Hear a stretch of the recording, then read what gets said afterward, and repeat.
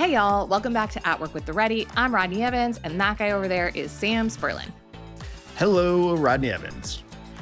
Every other week, we are tackling one tough, thought-provoking question from you, our beloved listeners, and sharing a few ideas that might help.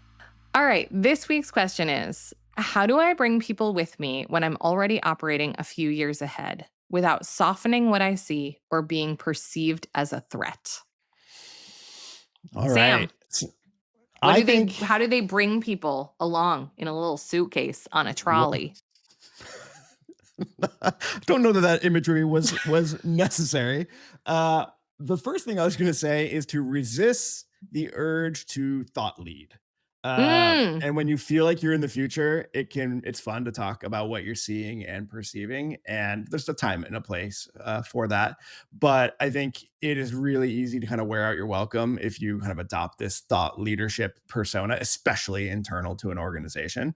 So I would encourage you to shift from telling to showing. So if you Mhm. are living in the future, what are some ways that you can show people that and help them experience that little taste of the future as well without even necessarily being super explicit about it? So practical experiments that'll help kind of build your credibility about what you're seeing and sensing will help bring people along. I love that. I had a similar answer, actually. Um, I feel like when you when you feel like you are the prescient one in an organization, and when you feel like you're the one future casting and sensing what's coming, and as you said, operating a few years ahead, your responsibility then is to translate that to what it means now, not try to convince people to share your vision of what a few years from now looks like. And that's really not that easy to do. It takes a level of self awareness and a level of patience and a real level of sensing, like, are people interested in and grokking what I'm saying right now? Or are they not? Are they rejecting it? Are they tuning it out? Is this too much too early? Is this too threatening? Whatever.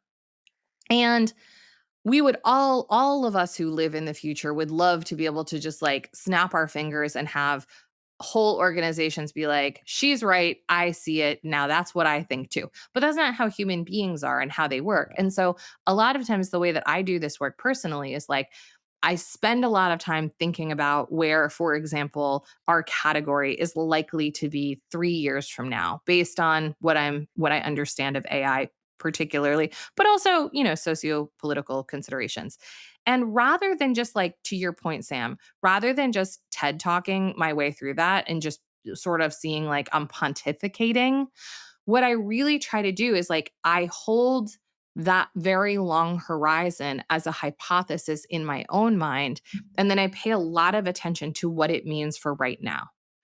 And so if I have a hypothesis that AI will usher in the end of organizations, let's just say hypothetically, what does that mean for the ready in a quarter? What does it mean for the essential intent that I just created?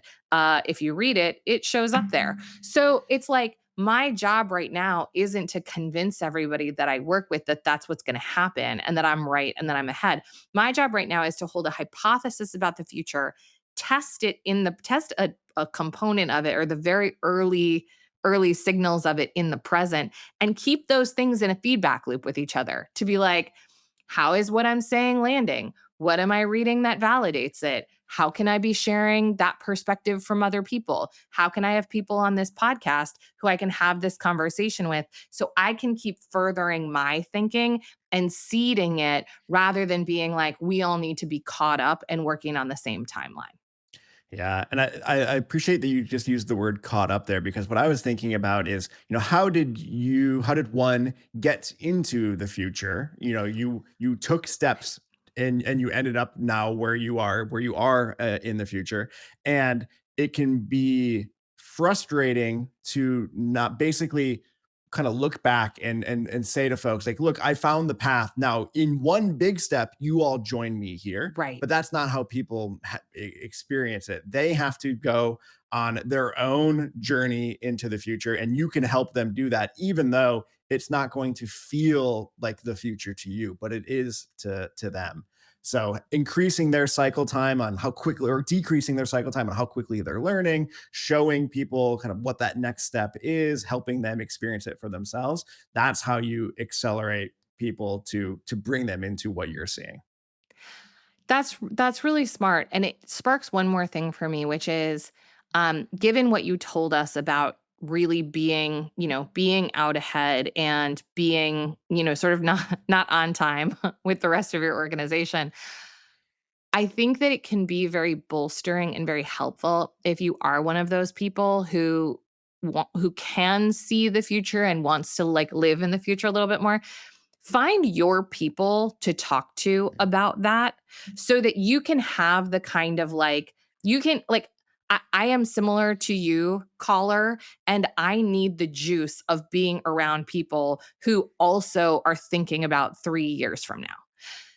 Yeah. And the way not to do that is to make my clients have that conversation with me, because, like, they don't want to, and that's their prerogative. So, like, I also just think carving out a space for yourself so that whatever futurist domain is particularly compelling to you, you have a network, or just, 3 or 4 like-minded people that you can sort of go like, "This is what I'm seeing. Is this what you're seeing? What are you seeing? What are you thinking about? What are you reading?"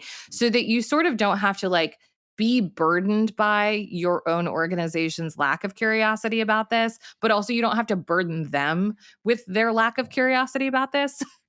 Yeah. I think that can help you, because I think that this is a very valuable skill, and just because it's not easy to integrate into your present context doesn't mean you shouldn't feed it.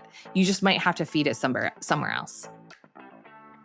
That's it for this mini. If you've got a question of your own, hit us up at podcastattheready.com. We'll see you back here next week for a full episode of At Work with the Ready. Thanks for listening.